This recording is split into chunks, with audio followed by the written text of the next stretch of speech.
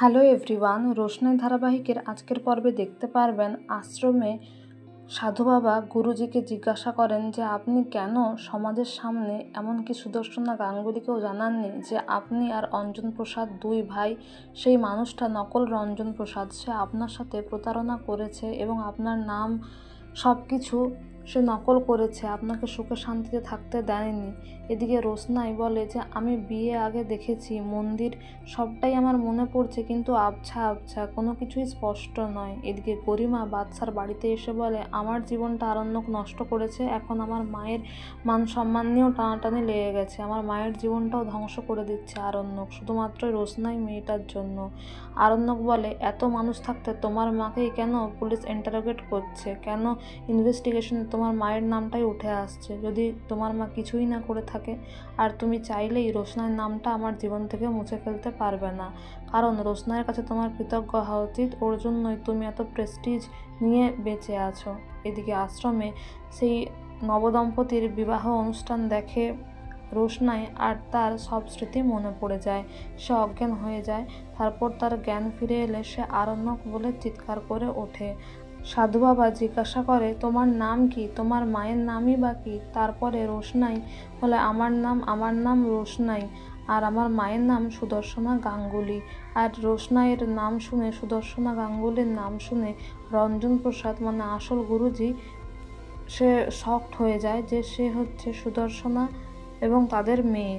তারপরে রোশনাই সবটাই জানায় যে সে কলকাতায় ফিরতে চায় না, সে নাচ করতে চায় না, তার মা আর এই পৃথিবীতে বেঁচে নেই।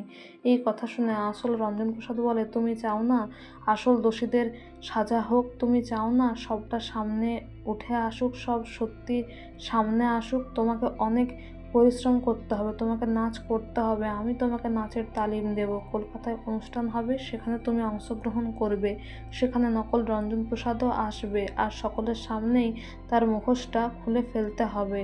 আর রোশনাই বলে আমি নয়নতারা হয়েই থাকতে চাই, আমি আর রোশনাই হয়ে কলকাতায় ফিরতে চাই না। এদিকে রঞ্জন প্রসাদ গুরুজি তাকে বোঝায়, তাকে রাজি করানোর চেষ্টা করে। আর বাদশার বাড়িতে গরিমার বাবা আসে, কারণ বাদশার ঠাম সবাইকে ডাকে আর বলে রোশনাই যেহেতু এই বাড়িতেই ছিল আর যেহেতু অপঘাতে মৃত্যু হয়েছে, 3 দিন তো হয়েই গিয়েছে, তাই রোশনাইয়ের ঘাট শ্রাদ্ধ করা উচিত। এদিকে মিনির বাবা বলে ওর তো দেহ পাওয়া যায়নি, কিন্তু ঠাম বলে টিভিতে তো আমরা দেখেছি ওর ডেড বডি, তাহলে আর দেরি কিসের, আমাদের মনে হয় কাজটা করে নেওয়া উচিত। বাদশার বাবা বলে এ বাড়িতে কিছু হবে না, আমাদেরও কেউ হয় না। আরণ্যক বলে তোমরা বিয়েটা না মানতে চাইলেও আমাদের বিয়েটা হয়েছিল, আমি বিয়েটাকে মানি। এদিকে ঠাম বলে দেখো যে চলে গেছে চলে গেছে, তুমি গরিমাকে নিয়ে এসে সুখে সংসার করো। আরণ্যক বলে যে ভগবান নাই করুক, যদি দাদু ভাইয়ের কিছু হয় তার পরের দিন কি তুমি সব ভুলে গিয়ে নতুন করে শুরু করতে পারবে? তাই আমিও রোশনাইকে ভুলতে পারবো না, আমার পক্ষে সম্ভব নয়।